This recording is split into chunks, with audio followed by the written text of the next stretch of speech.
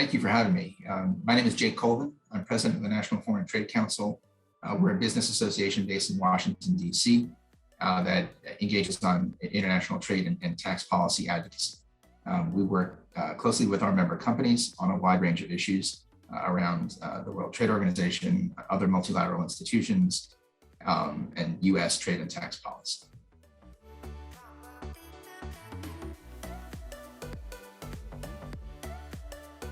There's one common thread among those policies that sort of fragment the digital economy is where those rules differentiate between foreign and domestic providers.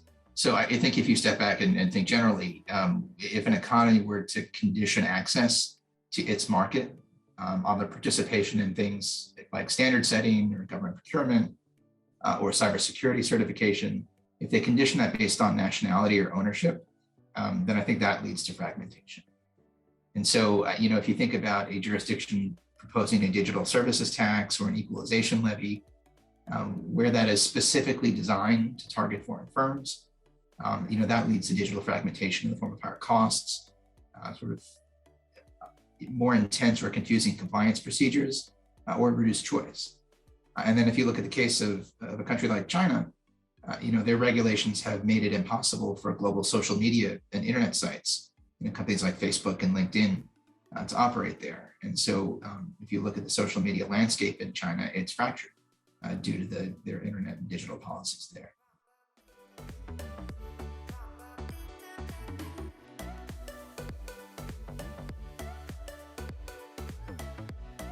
Digital fragmentation matters because it imposes higher costs, it can increase compliance burdens or make them more confusing, or it can limit choice. That's particularly important for small businesses which don't have the legal or compliance teams or deep pockets to enable them to overcome those barriers to entry where there is fragmentation.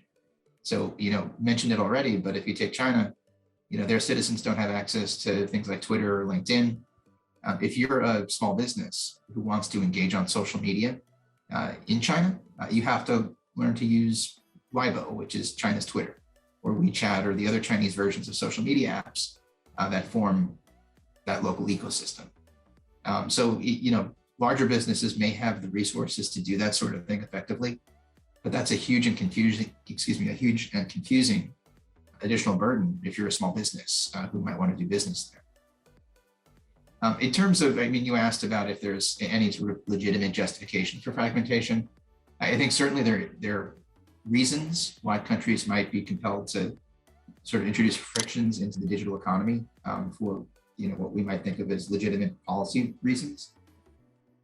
We've seen how specific national security interest has led countries like the United States to exclude sort of specific actors from its information and communications technology or digital supply chains. And if you can think about privacy or cybersecurity concerns, might be other reasons that a country might want to take an approach that that introduces some frictions to the digital economy.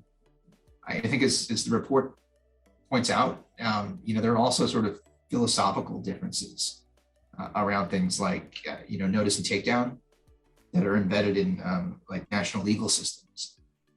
And I think because of those things that you're simply going to have some degree of fragmentation, even if that's not the optimal outcome.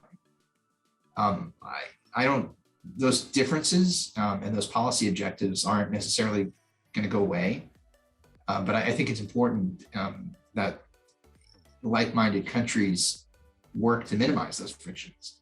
And so, you can get those countries to sort of pursue best practices and common approaches.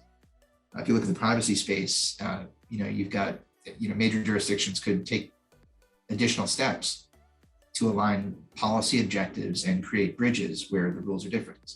Where the rules are different. There's a history of cooperation between, for example, the EU and the Asia Pacific Economic Cooperation Forum, where they've had dialogue about the EU's GDPR and the APEC cross-border privacy principles. I would say that I think there's also areas where economies use the need for regulation and differentiation as a sort of a justification or a reason to hold back on developing closer cooperation. So, if you look at the EU, they've long sort of used their data privacy regime, the GDPR, as a reason for not moving ahead with kind of developing global rules on data flows in digital trade between major trading partners or at the World Trade Organization. But if you look at the United Kingdom, London's already concluded a number of trade agreements that include meaningful commitments on digital trade rules. Those turn out to be compatible with their European-style privacy regime. And so, I think where there is a will to engage in those multilateral and bilateral conversations in fora, good faith partners ought to be able to find ways forward to ensure that the global economy is not fragmented.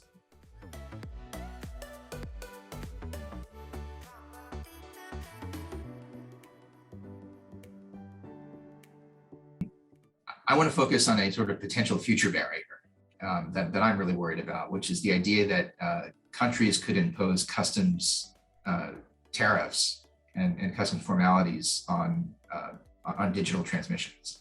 And so a little bit of background here: for the past 20 years, countries have agreed to not impose tariffs on electronic transmissions because of an agreement at the World Trade Organization. And so this agreement has the very clunky name of the Customs Duty Moratorium on Electronic Transmissions. But what it does is really important because it makes sure that calls and digital music and movies and social media and emails are safe from digital taxes and government control. But I think the challenge here is that some countries have started to question this agreement and have taken steps to start to impose duties and customs formalities on what's known as intangible goods, these electronic transmissions. So Indonesia's already taken steps to impose tariffs on intangible goods, which could include everything from applications to software to video to ebooks. And I think it's important to note here that the concern here is not just the idea that it would be discriminatory taxes, but this would open up this digital content that flows across borders to inspection and audits by government officials. So, Indonesia has proposed requiring that all importers submit a digital declaration to customs authorities every single time a digital product is sold over the internet from elsewhere. And then if you look at work that the World Customs Organization has done, they've suggested that governments should develop new capabilities to monitor the contents of electronic transmissions. So use things like big data mining and getting information off of electronic platforms, internet service providers, and payment gateways to track the contents of digital content. To me, that's more than a bit terrifying from a national security and privacy perspective, but also from a business perspective. I mean, you ask who really gets hurt by this fragmentation, and to me, this digital fragmentation hurts small businesses.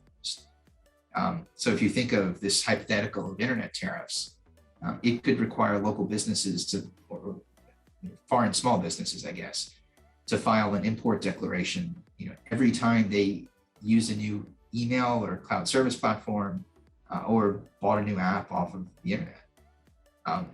To me, that sort of compliance burden would be crushing for any business, let alone a small business or startup.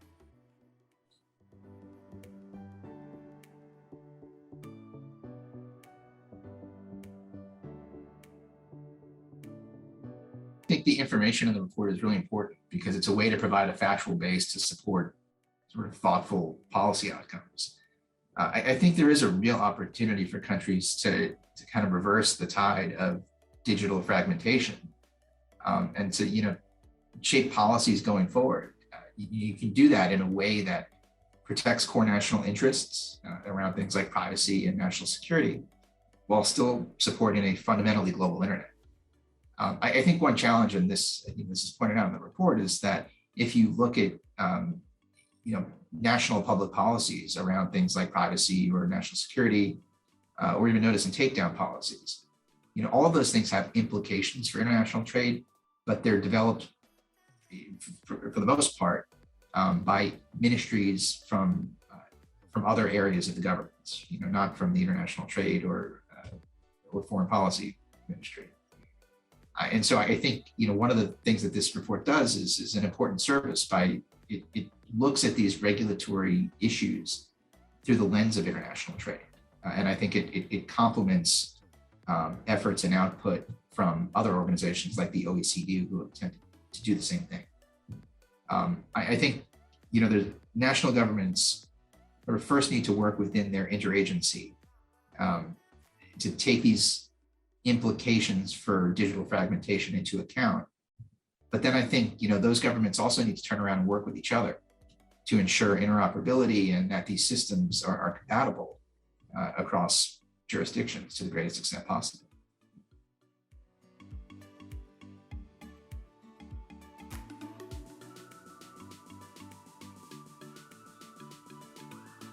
It's important to go back to first principles. If you look at the basis on which the World Trade Organization and the GATT before it was founded upon, it was, is that it's critical at a very high level to design rules that treat foreign companies similar to the way that local companies are treated. And so, these rules are based on national treatment and most favored nation status. And so, I think it's important to keep those base rules in mind as countries look to design digital policies going forward. And so I think beyond that, there's an opportunity to work harder to align common standards internationally. And I think you need to do that wherever countries feel that they could make progress.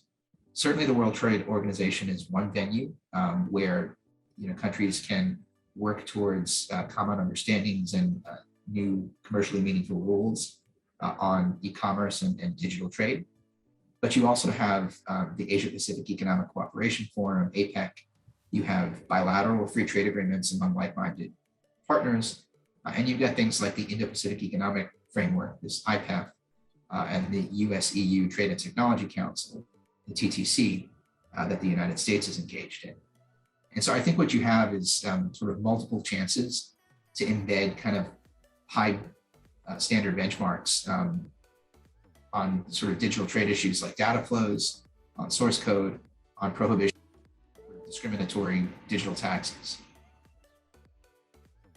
I think there's also a chance to sort of lock an agreement around the adoption of sort of mundane things, things like electronic signatures and authentications, paperless trading, e-trade and invoicing frameworks, and other best practices. These things may seem sort of small and like I said, mundane, but I think they are important details that can prevent technical standards from getting in the way of access. And I think those sorts of commitments are particularly important for small businesses. I think it's important to note that there is also a need to commit to best practices for digital customs procedures. So you need to get things like permitting electronic payments for customs right, because those sorts of things can facilitate and secure the physical supply chains that flow from digitization and e-commerce.